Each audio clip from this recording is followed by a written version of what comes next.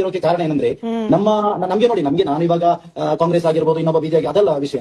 International level ನೋಡುವಾಗ ನಮ್ಮ ಮೋದಿ ಅವರನ್ನ ಅಪ್ರಿಶಿಯೇಟ್ ಮಾಡ್ಬೇಕು. ಯಾಕಂದ್ರೆ ನಮ್ಗೆ ಬಾಯಲ್ಲಿ ಈಗ ಅಂಗಡಿಯ ಜಗಡಿಯಲ್ಲಿ ಕೂತು ಮಾತಾಡ್ಲಿಕ್ಕೆ ಸುಲಭ, ಅವನನ್ನು ಬೈಬೇಕು ಇವನನ್ನು ಬೈಬೇಕು ಅಂತ. ಬಟ್ ಇಂಟರ್ನ್ಯಾಷನಲ್ ಲೆವೆಲ್ ಬ್ಯಾಲೆನ್ಸ್ ಆಗಿ ಹೋಗೋದಿದೆಯಲ್ಲ, ಆ ಒಂದು ಏನು ಹೋಗಿರುವುದರಲ್ಲಿ ಯಾವ ತರ ಅಂತಾರಾಷ್ಟ್ರೀಯ ನಾಯಕರ ಜೊತೆ ಬೇರೆ ರಾಷ್ಟ್ರಗಳ ಪ್ರೈಮ್ ಮಿನಿಸ್ಟರ್ ಜೊತೆ ಇರ್ತಾರೆ, ಅದನ್ನು ನಮ್ಮ ಮೋದಿ ಅವರು ಬಹಳ ಚಾಣಾಕ್ಷ ಕ್ಷಣದಿಂದ ಇಷ್ಟರವರೆಗೆ ನಿಭಾಯಿಸಿದ್ದಾರೆ ಅಂತ ಹೇಳ್ಬಹುದು. ನೀವು ನೋಡಿ, ನಮ್ಮ ವೀಕ್ಷಕರ ಗಮನಕ್ಕೆ ಸಪಾನ್ ಅವರೇ ನಾನು ಹೇಳ್ತಾ ಇರೋದು, ನೀವು ಅನುಭವದಿಂದ ಮಾತನಾಡ್ತಾ ಇರೋದು ಇದು.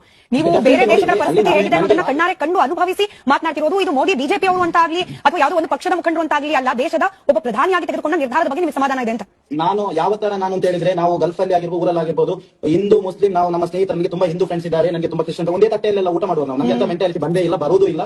ಅದು ಬಂದ್ರೆ ಮನುಷ್ಯನೇ ಅಲ್ಲ. ಆಕ್ಚುಲಿ ನಾನು ಪೊಲಿಟಿಕಲಿ ಮಾತಾಡಲ್ಲ, ಪೊಲಿಟಿಕಲಿ ಮಾತನಾಡೋದು ವೇಸ್ಟ್. ಅದು ಆಕ್ಚುಲಿ ಫ್ಯಾಕ್ಟ್ ಮಾತಾಡಬೇಕು. ನನಗೆ ಮತ್ತೆ ಬ್ಯಾಲೆನ್ಸ್ ಮಾತನಾಡಿ ಕೂಡ ನನಗೆ ಗೊತ್ತಿಲ್ಲ. ಸೊ ನಮಗೆ ಇವಾಗ ನೋಡಿ, ಮಿಸೈಲ್ಗಳು ತಲೆ ಮೇಲೆ ಹಾರಾಡ್ತಾ ಇದೆ, ಏನೆಲ್ಲ ತುಂಬಾ ನಾವು ಬೇರೆ ಕಂಟ್ರಿಯವರೆಲ್ಲ ಇಲ್ಲಿದ್ದಾರೆ, ಪಾಕಿಸ್ತಾನಿಗಳಿದ್ದಾರೆ, ಬಾಂಗ್ಲಾದೇಶಗಳಿದ್ದಾರೆ, ಶ್ರೀಲಂಕನಿದ್ದಾರೆ. ಸೊ ಎಲ್ಲರಿಗಿಂತ ಸ್ವಲ್ಪ ಕಾನ್ಫಿಡೆಂಟ್ ಆಗಿರೋದು, ಸ್ವಲ್ಪ ವಿಶ್ವಾಸದಿಂದ ಇರೋದು ನಾವು. ಯಾಕೆ ಗೊತ್ತಾ, ನಮ್ಮ ದೇಶ ಬೇರೆ ದೇಶಗಳ ಜೊತೆ ಇಟ್ಟುಕೊಂಡಿರುವಂತಹ ಸಂಬಂಧದಿಂದ ಆ ಕಾನ್ಫಿಡೆಂಟ್ ಇವಾಗ ನಮಗೆ ಕಾಣಿಸ್ತಾ ಇದೆ.